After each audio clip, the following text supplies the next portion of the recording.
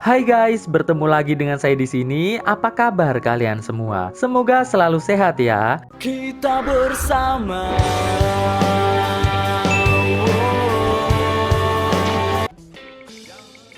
Kisah dimulai dengan memperlihatkan seorang gadis bernama Sadie sedang mengobrol santuy dengan sahabatnya yang bernama Jennifer. Di sini, Sadie mengatakan bahwa ia sebentar lagi akan dinikahi oleh pacarnya yang bernama Kevin. Mendengar hal itu, Jennifer hanya mengatakan bahwa sebaiknya Sadie memikirkan kembali keputusannya. Dikarenakan menurut Jennifer, Kevin bukanlah pria yang baik. Sore harinya, nampak Kevin bersama dengan Sadie menuju ke rumah danau milik Kevin untuk bercocok tanam dengan gaya se-freestyle mungkin. Sesampainya di rumah danau, Sadie lantas melepas seluruhnya dan langsung berlari menuju danau. Kevin yang sakne melihat hal itu langsung mengejar Sadie ke arah danau. Sesampainya di danau, Sadie dan Kevin langsung nyebur ke danau dan tanpa basa-basi melakukan kegiatan yang pastinya kalian semua suka jika kalian nonton full movie-nya tentunya. Setelah lega, mereka berdua pun kembali pulang ke rumah. Sadie yang akan ganti baju nampak sangat terkejut dan sangat sedih ketika melihat pesan masuk dari ponsel Kevin. Malam harinya, saat Kevin sedang bersantai di sofa, Sadie menghampirinya sembari bertanya, seberapa besarkah Kevin mencintainya? Kevin pun menjawab bahwa hanya Sadie lah satu-satunya yang selalu ada di hatinya. Mendengar hal itu, Sadie pun langsung menyerang Kevin dengan jurus-jurus ala percocok tanaman. Saat Kevin sedang menghayati serangan tersebut, Sadie lantas memberikan beberapa semprotan merica ke mata Kevin dan menyerangnya menggunakan kayu sampai pingsan. Setelah Kevin sadar, ia mendapati dirinya telah terikat di sebuah kursi. Di sini, sambil menangis, Sadie mulai meluapkan semua kekecewaannya setelah mengetahui bahwa Kevin ternyata sudah bercocok tanam dengan Jennifer yang merupakan sahabat dekat dari Sadie. Kevin pun hanya bisa terus meminta maaf kepada Sadie dan meminta agar Sadie mau segera melepaskannya. Namun, Sadie justru malah langsung mengirimkan SMS pada Jennifer menggunakan ponsel Kevin dan mengundangnya untuk segera datang ke rumah danau malam ini juga. Kevin yang kesal mencoba untuk menyerang Sadie. Namun karena masih dalam kondisi terikat, alhasil Kevin malah terjatuh. Sadie yang melihat Kevin kesakitan lantas memberikan sebuah obat untuk meringankan rasa sakit yang dirasakan oleh Kevin. Setelah itu, Kevin pun dipindahkan ke kamar tidur. Entah bagaimana caranya Sadie bisa memindahkan Kevin yang memiliki badan sebesar itu. Ya, tapi namanya juga film psikopat ya kan? Apa aja pasti bisa terjadi. Sadie pun sambil masih terus mengomel, mulai menghiasi kamar tidur Kevin menggunakan bunga-bunga yang indah untuk menyambut kedatangan Jennifer. Kevin yang melihat semua itu terus berusaha menenangkan Sadie dengan perkataan-perkataan yang lembut dan menyentuh hati. Namun hal tersebut sama sekali tidak membuat Sadie berhenti melakukan aksi psikopatnya. Beberapa saat kemudian, terlihat Jennifer bersama Molly peliharaannya datang dengan perasaan yang sangat bahagia. Setelah Jennifer masuk ke dalam rumah, ia mendapatkan SMS yang memintanya untuk melepas semua penutup dirinya, lalu segera bergegas menuju ke kamar Kevin. Jennifer pun lantas melakukannya, dan setelah sampai di kamar Kevin, Jennifer yang melihat Kevin dalam kondisi terikat, tanpa berpikir panjang, langsung menyerang Kevin dengan jurus-jurus ala percocok tanaman. Dan saat kondisi sudah semakin seru, tiba-tiba Sadie datang dan langsung menangkap Jennifer.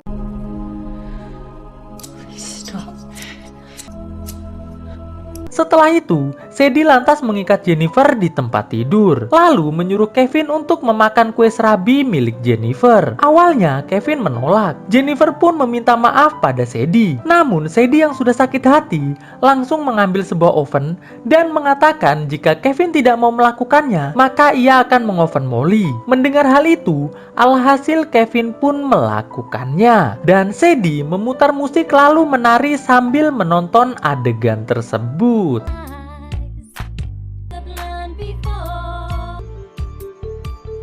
Setelah selesai, Sadie mulai menyuapi Kevin dan Jennifer dengan makanan buatannya. Di tempat lain, nampak ada polisi yang sedang mencari seorang napi yang kabur dari tahanan. Terlihat napi yang bernama Tony ini sedang bersembunyi dari kejaran polisi. Di rumah Kevin, Sadie kembali melakukan aksinya dengan mengambil sebuah alat penyetrum. Di sini, sambil menyiapkan penyetruman, Sadie bercerita bahwa sejak usia 8 tahun, ia dirawat di sebuah rumah sakit jiwa sampai usia 18 tahun, dikarenakan telah menghabisi adiknya sendiri.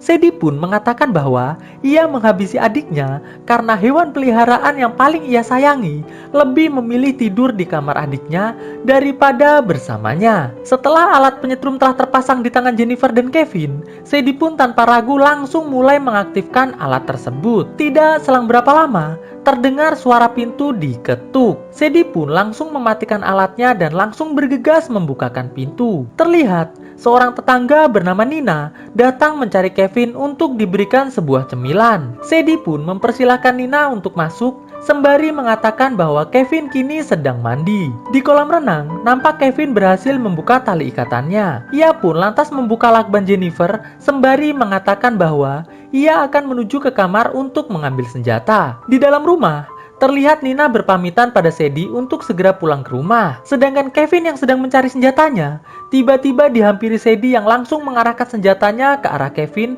sembari bertanya, "Apakah kau sedang mencari ini?" Alhasil, Kevin pun kembali ditangkap. Setelah itu, terlihat Sadie membawa sebuah alat membengkok besi ke kolam renang. Jennifer yang melihat hal itu langsung mengatakan bahwa ia menyesal atas semua yang telah ia lakukan. Ia memohon agar Sadie segera melepaskannya. Namun, Sadie malah langsung menaruh tangan Jennifer ke alat tersebut, lalu menjepit jari Jennifer sampai pingsan. Selanjutnya, Sadie kembali menemui Kevin dengan membawa sebuah palu yang cukup besar. Di sini, Sadie mengatakan bahwa ia tidak ingin Kevin dimiliki oleh orang lain. Maka dari itu, ia terpaksa harus membuat Kevin tak lagi lari dari dirinya. Dan Sadie pun langsung menyerang kaki Kevin sampai cedera parah. Di tempat lain, nampak Tony sedang ganti baju dan bersih-bersih di sebuah toilet. Kembali ke rumah Kevin, terlihat Sadie mengatakan pada Jennifer bahwa ia akan menghabisi siapa saja yang berani merebut Kevin dari hidupnya. Mendengar hal itu,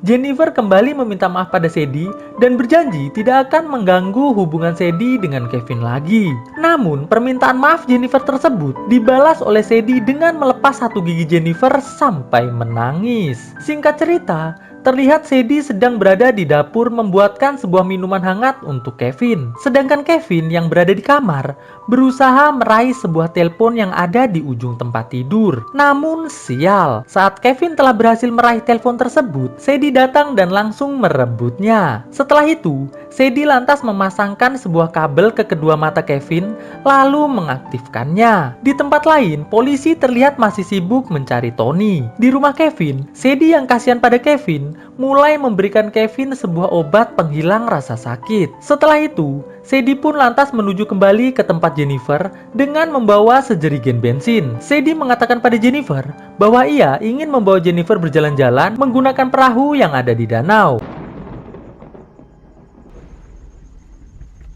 Sesampainya di pinggir danau, Sadie langsung segera mengisi bensin perahu. Namun saat Sadie akan menyalakan mesin perahu, Jennifer yang sudah berhasil terlepas dari ikatannya langsung menyerang Sadie dan segera pergi dari tempat itu. Namun sial, pelarian tersebut sia-sia. Jennifer akhirnya kembali ditangkap oleh Sadie saat baru sampai di sebuah jalanan. Alhasil, Jennifer pun dibawa kembali menuju ke rumah Kevin. Di tengah jalan, Jennifer yang sudah putus asa mengatakan bahwa sebenarnya tujuan ia berhubungan dengan Kevin adalah agar Sadie segera putus dengan Kevin dan ia bisa memiliki Sadie sepenuhnya. Dikarenakan ia sebenarnya sangat mencintai Sadie. Mendengar hal itu, Sadie yang mulai percaya dengan perkataan Jennifer mulai terlihat lengah. Jennifer yang melihat kesempatan itu langsung melompat turun dari dalam mobil. Jennifer yang masih kesakitan langsung diserang Sadie sampai tak sadarkan diri. Sadie pun kembali ke mobil untuk mengambil sebuah besi. Namun Namun sial, tiba-tiba muncul 2 orang petugas kepolisian yang memperingatkan Sadie bahwa ada seorang napi yang sedang berkeliaran di tempat tersebut. Tidak selang berapa lama, Jennifer yang telah sadar mencoba untuk menghampiri polisi yang sedang berbicara dengan Sadie. Namun sial untuk Jennifer, ia malah justru tertabrak mobil yang lewat di jalanan tersebut. Sadie yang melihat polisi sedang sibuk menolong Jennifer memutuskan untuk segera pergi dari tempat tersebut. Di tengah perjalanan, Sadie yang melihat Tony meminta tumpangan, tanpa ragu langsung menyuruhnya masuk ke dalam mobil. Di mobil, Sadie mulai mengajak Tony untuk bercocok tanam. Tony yang sudah lama tidak bercocok tanam, langsung menyerang Sadie dengan jurus-jurus ala percocok tanaman sampai capek. Sadie yang melihat Tony kecapean, langsung memberikan sedikit headshotan pada Tony sampai tewas.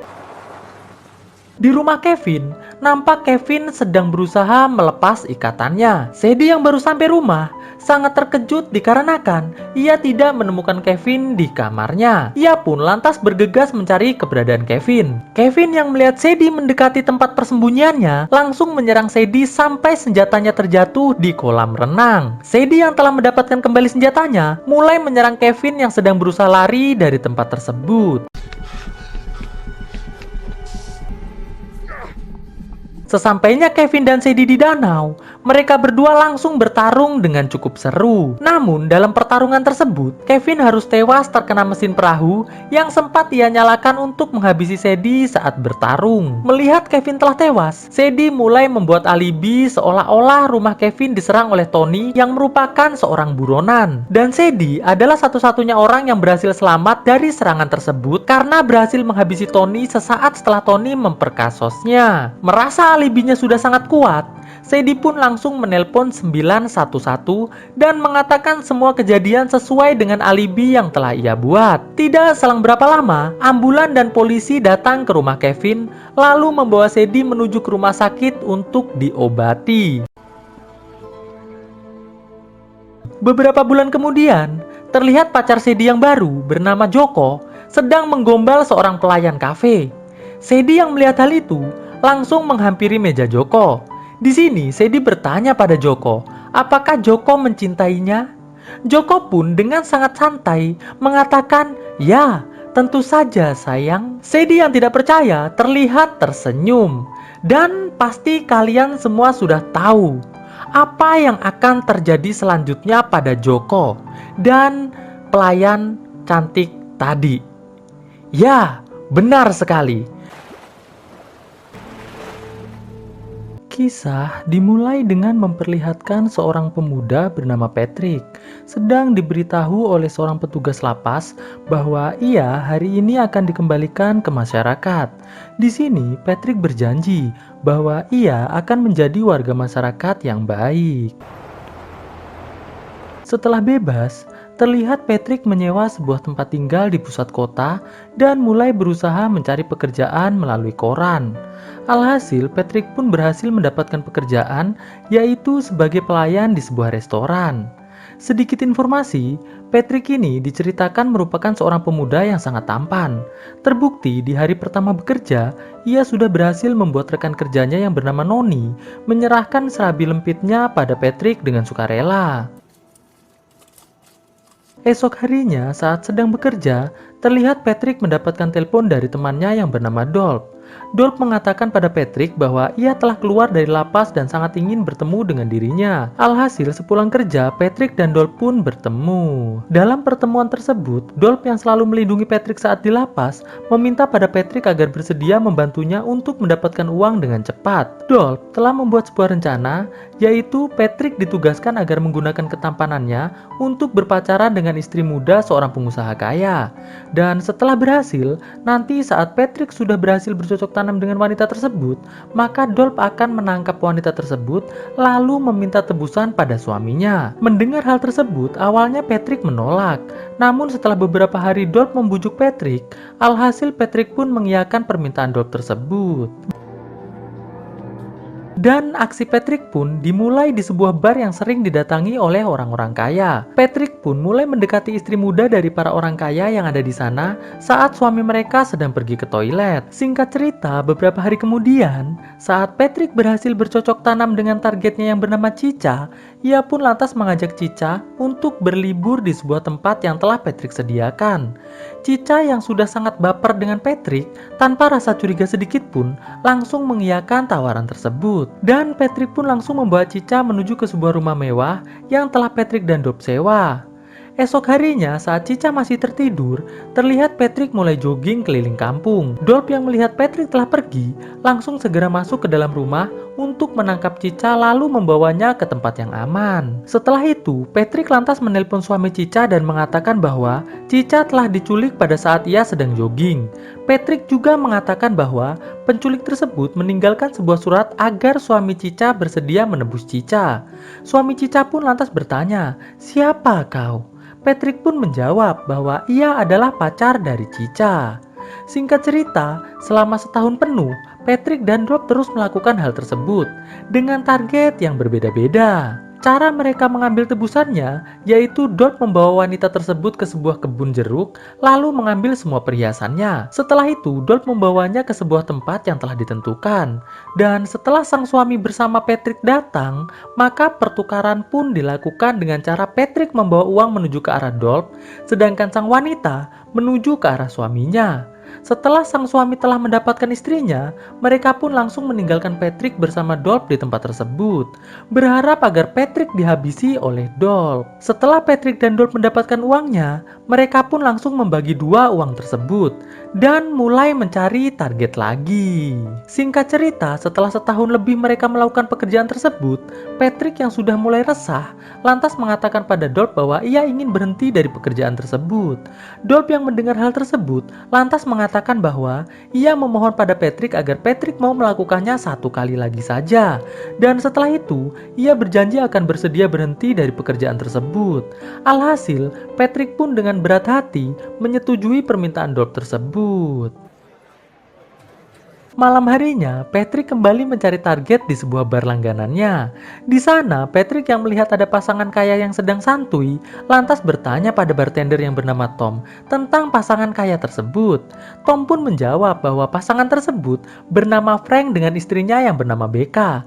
Tom pun menambahkan bahwa Frank merupakan ilmuwan yang sangat terkenal. Tidak selang berapa lama, saat Frank pergi ke toilet, Patrick langsung menghampiri Becca dan langsung mengeluarkan jurus-jurus jitunya.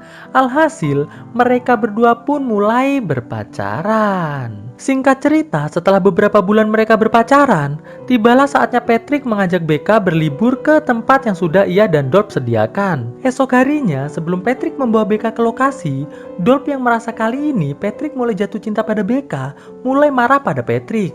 Dikarenakan Patrick selalu mengulur waktu untuk mengajak Becca ke rumah sewaannya. Setelah perdebatan yang sangat tidak berguna tersebut selesai, Patrick pun langsung membawa Becca ke rumah yang telah ditentukan.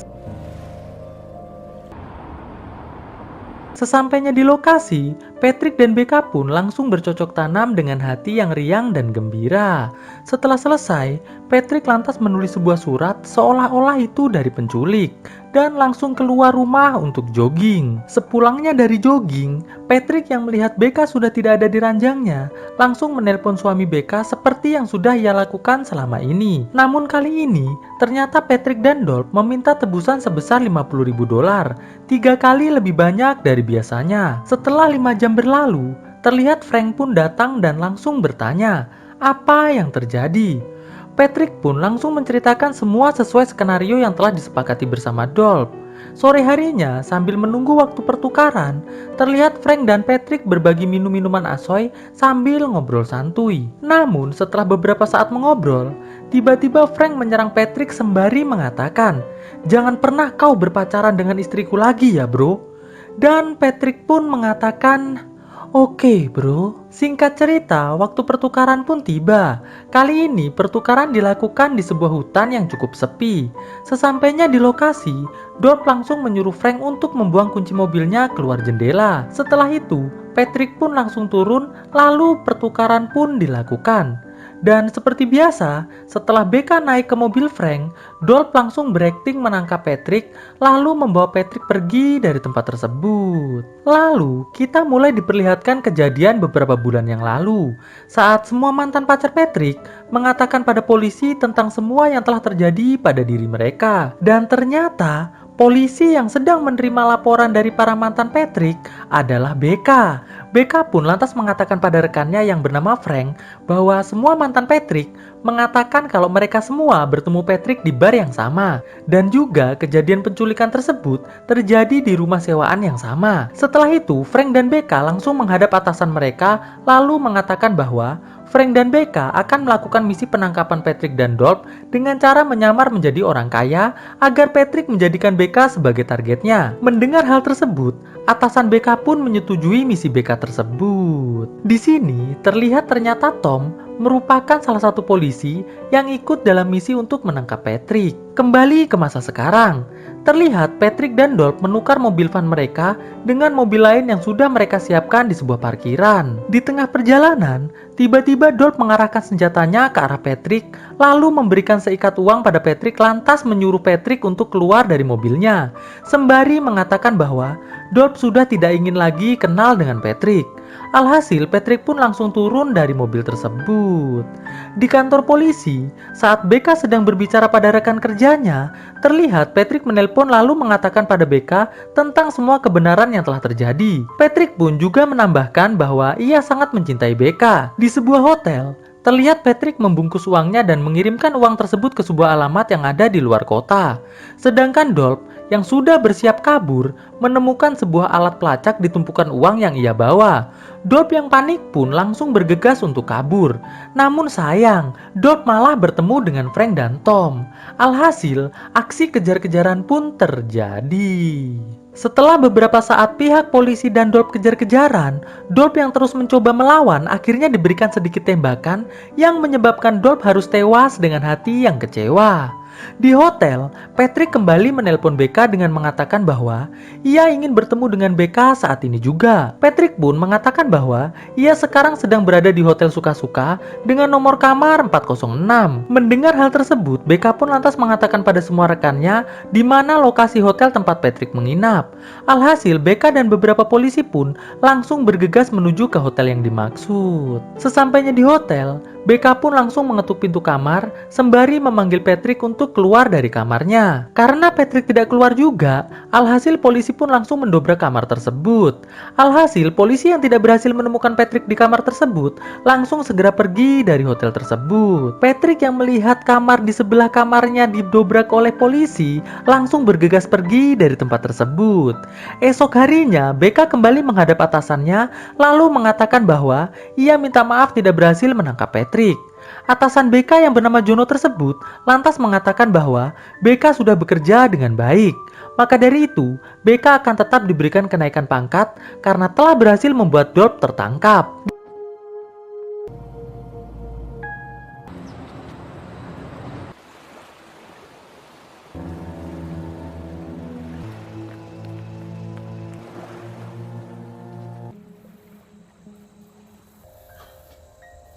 Di sebuah tempat yang jauh, Patrick yang sedang bersantai mendengar pintu diketuk. Ia pun langsung bergegas membukakan pintu, berharap itu adalah BK. Namun ternyata itu bukanlah BK, melainkan sebuah paket yang berisi uang miliknya. Jadi guys, BK dan Patrick telah saling jatuh cinta. Maka dari itu, BK dengan sekuat tenaga berusaha untuk menyelamatkan Patrick dari kejaran polisi. Kisah diawali dengan memperlihatkan seorang pria kaya raya bernama Chris sedang berbicara dengan istrinya melalui sambungan telepon. Di sini, istri Chris yang bernama Jamie meminta agar Chris segera menandatangani surat perceraian mereka berdua. Mendengar hal itu, Chris pun mengatakan, "Baiklah." Sekedar informasi, Jamie meminta cerai pada Chris dikarenakan Chris yang sudah merasa sangat kaya raya memutuskan untuk pensiun lalu menjual semua perusahaan miliknya.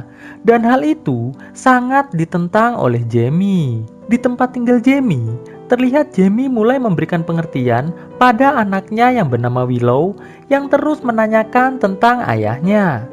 Malam harinya, terlihat Chris sedang menuju ke sebuah supermarket. Sesampainya di supermarket, Chris yang akan berbelanja tiba-tiba dipanggil oleh seorang gadis yang bertanya mengenai anggur terbaik di supermarket tersebut. Chris pun lantas menunjukkan sebuah anggur merek terbaik di tempat itu.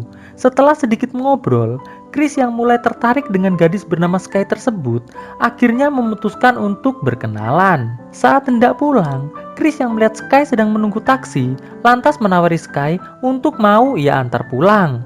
Alhasil, mereka pun akhirnya pulang bersama. Sesampainya di sebuah motel, Sky mengatakan pada Chris bahwa ia sedang bertengkar dengan sahabat sekaligus teman sekamarnya yang bernama Lisa. Jadi, ia belum berani masuk ke dalam kamarnya. Mendengar hal itu, Chris pun lantas menawari Sky untuk sementara tinggal di rumahnya sampai matahari terbit. Mendengar tawaran itu, Sky pun langsung mengatakan, "Yuk ah." Sesampainya di rumah Chris, Sky mulai bertanya-tanya mengenai pekerjaan Chris. Di sini, Chris mengatakan bahwa ia merupakan seorang pengusaha yang bergerak dalam bidang pembuatan software keamanan online untuk rumah dan lain-lain.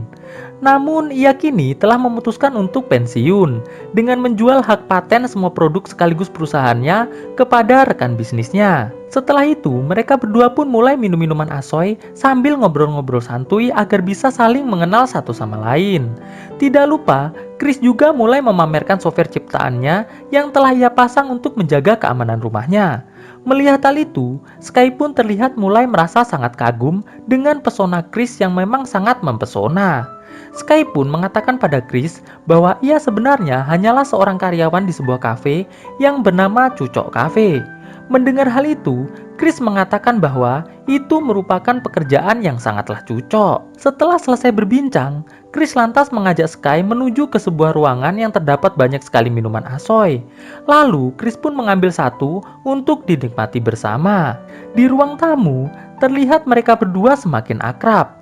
Lalu, Sky yang melihat Chris mulai sedikit sakne, langsung menyerang Chris dengan jurus-jurus ala percocok tanaman profesional sampai pagi tiba.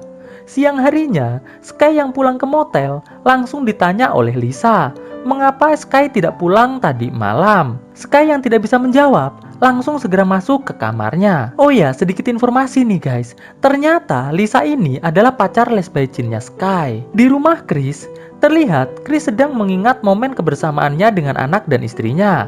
Setelah itu, ia pun langsung bergegas menuju ke Cucok Cafe untuk mencari Sky. Sesampainya di Cucok Cafe, Chris dan Sky pun kembali mengobrol tentang hal-hal mengenai percocok tanaman yang luar biasa. Singkat cerita, saat mereka berdua hendak pulang, Chris yang melihat mobilnya sedang akan dicuri oleh seseorang langsung menegurnya. Sang pencuri yang tidak terima ditegur langsung menyerang kaki Chris menggunakan besi sampai Chris tumbang. Pagi harinya, terlihat Chris yang baru pulang dari rumah sakit harus menggunakan kursi roda karena tulang kakinya mengalami retak parah. Di sini Sky bertanya pada Chris, apakah ia boleh menjadi perawat pribadinya Chris dengan bayaran yang murah namun bisa mendapatkan bonus cocok tanam gratis setiap harinya. Chris pun tanpa pikir panjang langsung mengatakan, mau dong. Setelah itu, Sky yang mau pergi membeli makanan bertanya pada Chris apa kode keamanan untuk masuk ke rumahnya. Dikarenakan ia takut nanti kalau ia pulang, Chris sudah ketiduran. Chris yang sudah sangat percaya dengan Sky langsung memberikan kode keamanan rumahnya. Sedangkan di motel, Lisa yang terlihat sangat resah dikarenakan Sky jarang pulang, langsung dihampiri oleh Ronald yang merupakan pemilik motel tersebut. Di sini Ronald mengatakan bahwa dulu Lisa terlihat selalu bahagia sebelum Sky datang dan menumpang di kamarnya. Tidak selang berapa lama, Sky pun datang dan langsung segera masuk ke dalam kamar. Terlihat Lisa yang cemburu mulai mencecar Sky dengan pertanyaan-pertanyaan yang sangat banyak. Alhasil Sky pun langsung menyerang Lisa dengan jurus-jurus ala percocok tanaman lesbiaicin. Sore harinya, terlihat Sky datang kembali ke rumah Chris dan langsung melakukan percocok tanaman dengan penuh semangat. Malam harinya, sebelum tidur, Chris yang sudah merasa jatuh cinta pada Sky mulai mengungkapkan perasaan cintanya. Namun di sini, Sky tidak menjawab, tapi langsung menyuruh Chris untuk segera beristirahat saja. Pagi harinya di motel, terlihat Ronald yang akan menagih uang sewa mulai mencium aroma darah dari dalam ruangan. Ia pun lantas masuk menggunakan kunci cadangan. Dan setelah memeriksa, alangkah terkejutnya Ronald. Ternyata Lisa telah tewas dengan luka yang ada di tangannya. Sedangkan di rumah Chris, terlihat Sky mengambil ponsel Chris lalu membuka kuncinya menggunakan sidik jari Chris tanpa sepengetahuan Chris, karena Chris sedang tidur. Di motel, polisi yang telah datang mengatakan pada Ronald bahwa mereka tidak menemukan database tentang seorang gadis bernama Sky. Mendengar hal itu, Ronald pun nampak sangat terkejut. Di rumah Chris, terlihat Chris sedang teleponan dengan istrinya yang mengatakan bahwa ia akan segera datang ke rumah untuk mengambil berkas perceraian sekaligus mengantar Willow yang sudah sangat rindu dengan Chris. Setelah selesai menelpon, Chris yang melihat Sky sedang mandi mulai merasa kembali sakne. Alhasil mereka berdua pun mulai melakukan percocok tanaman dengan gaya freestyle sampai matahari terbenam. Malam harinya, terlihat Sky masuk ke dalam kamar Willow lalu mengambil satu boneka dan mulai berbaring sembari bernyanyi lagu anak-anak. Pagi harinya, Chris yang menyadari ponselnya tidak ada, mulai mencarinya di semua penjuru ruangan. Dan saat sedang mencari, Chris yang melihat berita di TV tentang meninggalnya Lisa, nampak sangat terkejut. Tidak selang berapa lama, terlihat Sky datang dengan membawa makanan. Di sini, Chris mulai bertanya apakah Sky melihat ponselnya. Sky pun menjawab bahwa ia akan memberitahu Chris setelah selesai makan. Lalu, Chris pun kembali bertanya, apakah Sky sudah tahu bahwa Lisa telah tewas? Sambil santai dan terus makan, Sky pun menjawab bahwa ialah yang telah menghabisi nyawa Lisa. Dikarenakan Lisa merupakan seorang pacar yang sangat cemburuan. Mendengar hal itu, Chris pun nampak mulai ketakutan. Di sini, Sky pun akhirnya mengaku bahwa ia sebenarnya hanya memanfaatkan kamar Lisa untuk bisa mengawasi rumah Chris menggunakan teropong selama kurang lebih 3 bulan terakhir ini. Dan setelah ia mendapatkan informasi tentang kebiasaan Chris, akhirnya ia memutuskan memulai aksinya pada malam pertama kali ia dan Chris bertemu. Mendengar hal itu, Chris pun lantas mencoba untuk keluar dari rumah. Namun seketika semua pintu langsung dikunci oleh Sky menggunakan ponsel milik Chris yang telah ia ambil.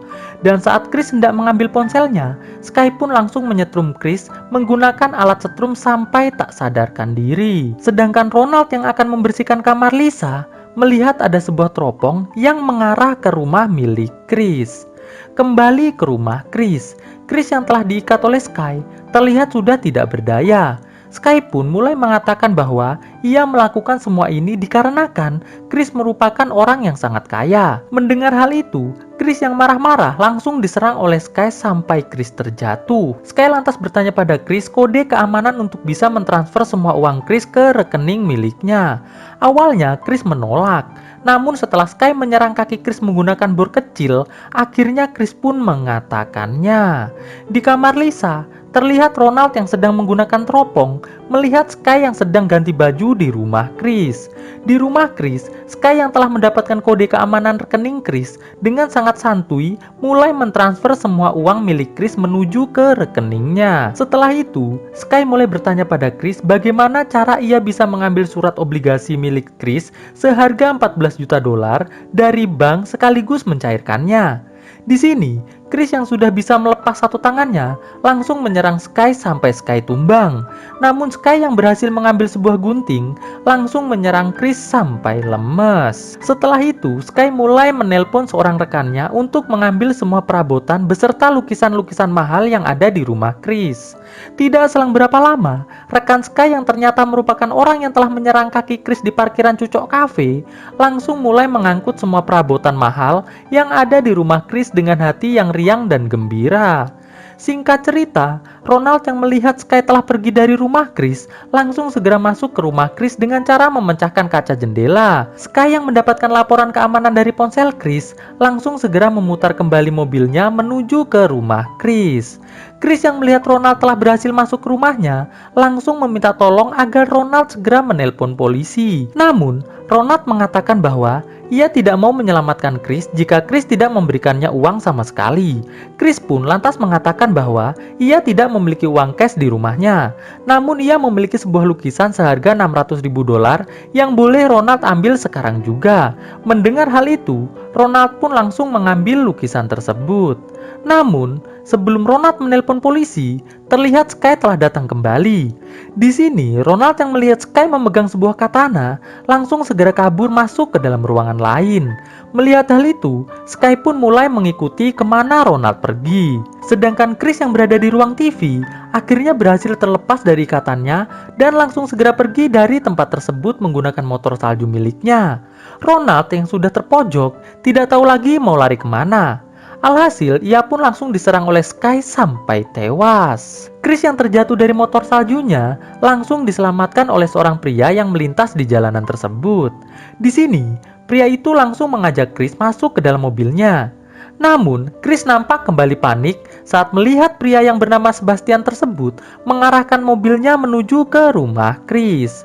Sesampainya di rumah Chris, Sebastian langsung menyerang Chris sampai tak sadarkan diri. Setelah Chris sadar, Sebastian lantas memperkenalkan dirinya sebagai ayah tiri dari Sky. Ia pun mengatakan bahwa ia telah menghabisi nyawa ibu Sky agar bisa bercocok tanam dengan Sky secara bebas dan bahagia. Setelah memberitahukan hal itu, Sebastian lantas meninggalkan Chris sendiri di ruangan tersebut. Terdengar Sebastian dan Sky sedang melakukan percocok tanaman dengan gaya freestyle sampai matahari terbenam. Setelah selesai, terlihat Sky mendatangi Chris lalu berkata bahwa sebenarnya ia kini mulai sangat mencintai Chris. Namun ia tidak kuasa menolak permintaan Sebastian untuk mendapatkan seluruh harta milik Chris saat ini juga. Sky pun meminta agar Chris bersedia memberikan jempolnya untuk bisa digunakan mengambil surat obligasi milik Chris yang ada di bank. Tidak selang berapa lama, Sebastian datang dan langsung mengambil paksa jempol milik Chris menggunakan pisau sampai copot. Pagi harinya, terlihat istri dan anak Chris datang. Istri Chris yang melihat rumah sangat berantakan, mulai merasa sangat ketakutan. Sedangkan Willow yang sedang berada di kamarnya, tiba-tiba didatangi Sky yang langsung menggendongnya. Jamie yang melihat Sky langsung bertanya, di manakah Chris berada? Sky pun sambil menurunkan Willow, mulai memanggil Sebastian. Alhasil, Jamie dan Willow pun langsung dimasukkan di sebuah ruangan tempat Chris dikurung. Singkat cerita, Sebastian dan Sky pun langsung segera menuju ke bank untuk mengambil surat obligasi milik Chris. Sedangkan di rumah, Chris yang melihat ada lubang ventilasi langsung menyuruh anaknya untuk masuk ke lubang tersebut agar bisa membuka pintu dari luar. Di bank, terlihat Sebastian dengan menggunakan jempol Chris langsung membuka kunci brankas di mana surat obligasi tersebut disimpan. Setelah berhasil, alangkah terkejutnya mereka berdua setelah melihat ternyata isi brankas tersebut hanya surat dari Jamie yang mengatakan bahwa ia telah memindahkan obligasi Chris ke bank lain. Dikarenakan Jamie takut jika nanti setelah bercerai dengan Chris, ia tidak bisa mendapatkan apa-apa. Melihat hal itu, Sebastian dan Sky pun langsung segera bergegas menuju ke rumah Chris lagi. Sedangkan Willow yang telah berhasil membuka pintu rumah, langsung segera bersembunyi bersama ibunya di sebuah lemari. Sesampainya Sebastian dan Sky di rumah Chris, Sebastian lantas memberikan sebuah senjata agar Sky bisa menghabisi Chris dengan sangat cepat. Namun saat Sebastian sedang fokus mencari Jamie, tiba-tiba ia diserang oleh Chris. Tapi dalam pertarungan ini, Chris berhasil dikalahkan. Melihat Chris sudah tidak berdaya, Sebastian pun lantas menyuruh Sky untuk segera menghabisi Chris. Namun Sky yang tidak tega dengan Chris, tiba-tiba langsung mengheadshot Sebastian sampai tewas. Chris yang melihat ada kesempatan, langsung menyerang Sky menggunakan besi sampai tumbang. Setelah Sky bangun kembali, ia pun mulai mencari Chris serta istri dan anaknya di rumah tersebut. Chris yang melihat ada kesempatan, langsung kembali menyerang Sky sampai tumbang. Jamie yang melihat Chris kewalahan, langsung ikut menyerang Sky. Dan saat Sky hendak menghabisi Jamie, tiba-tiba dari belakang, Willow langsung mengheadshot Sky sampai tumbang. Sebelum tewas, terlihat Sky mengatakan pada Chris bahwa nama aslinya adalah Margaret dan ia sangat mencintai Chris. Lalu kisah pun akhirnya selesai. Oke guys, bagaimana menurut kalian ceritanya? Bagus atau tidak? Silahkan komen di kolom komentar dan jangan lupa follow semua sosial media gua ya kan, yang ada di deskripsi. Oke, langsung aja di follow.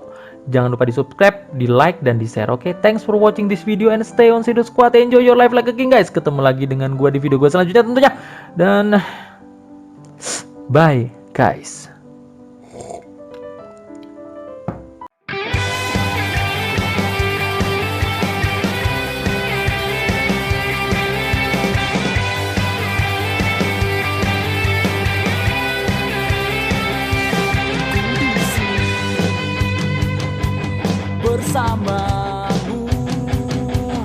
menemani setiap langkah hidupmu. Bahagia kan terasa saat ku memeluk erat hatimu.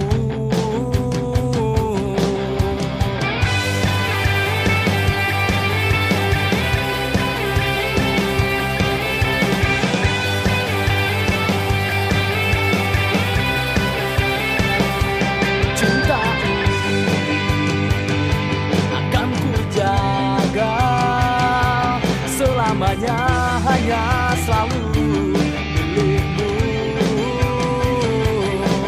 Cinta kita kan selalu bersama dalam setiap perjalanan hidup ini, karena engkau lah yang aku inginkan selamanya kan bersama.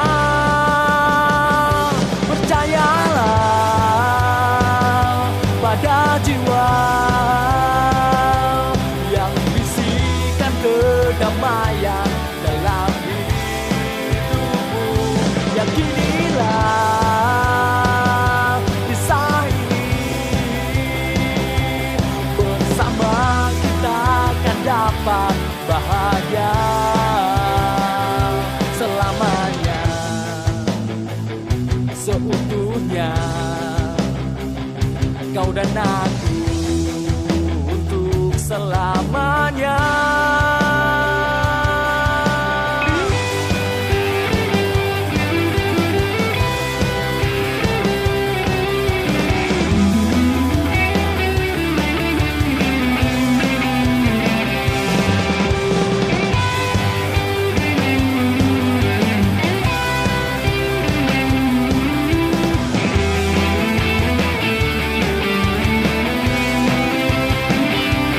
Percayalah pada jiwa yang bisikan kedamaian dalam hidupmu. Yakinilah kisah ini, bersama kita akan dapat bahagia. Percayalah pada jiwa yang bisikan kedamaian dalam hidupmu. Yakinilah kisah ini, bersama kita akan dapat bahagia. Bersama kita akan dapat bahagia.